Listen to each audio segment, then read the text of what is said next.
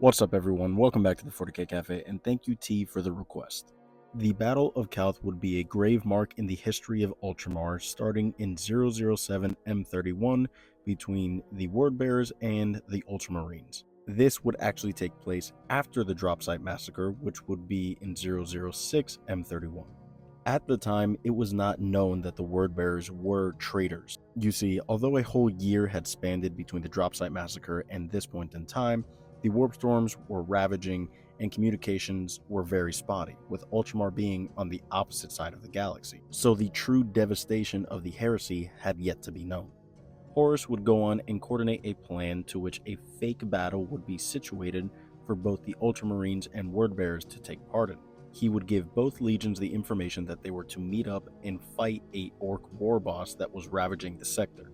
Obviously, with Lorgar well aware with what was to really occur, and Rabute Gilliman none the wiser.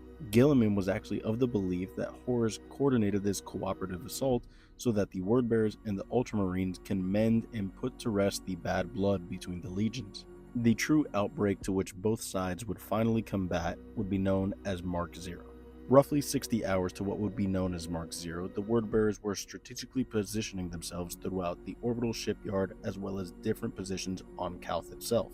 The Ultramarines were in belief that the Wordbearers were simply waiting embarkation to go on alongside their fellow Legionnaires. Not only were the Legionnaires of the Wordbearers in position, but the Wordbearers would also bring Chaos Cultists in anticipation of what was to come.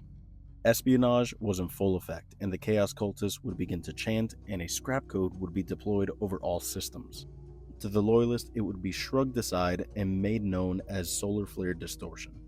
It wasn't until roughly 20 minutes before Mark Zero to which the first casualties would be had.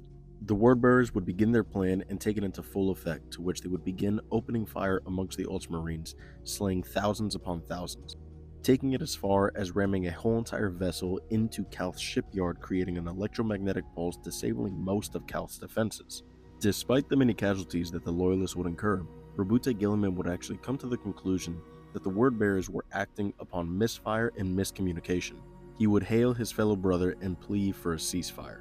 Through Lithocast communication, where Rabute Gilliman would personally speak with Lorgar, this is where the intention of the traitor would begin to come to light. Lorgar would not only mock Rabute Gilliman, but reveal what his true plan was all along. The official timestamp of Mark Zero wouldn't be declared until Rabute Gilliman gave the order to the Loyalists to return fire against their former Loyalist kin, thus marking the beginning of the Battle of Calth. Thanks again, T, for the request. I hope you all enjoyed this video. Drop a comment if there's anything you want to hear about next, and as always, remember to follow for more.